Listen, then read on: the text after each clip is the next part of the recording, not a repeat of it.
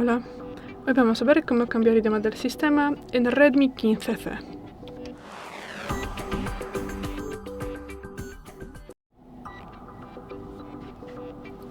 Bueno, pues para esto tendremos que acceder a los ajustes, luego bajamos y buscamos la pestaña Ajustes adicionales.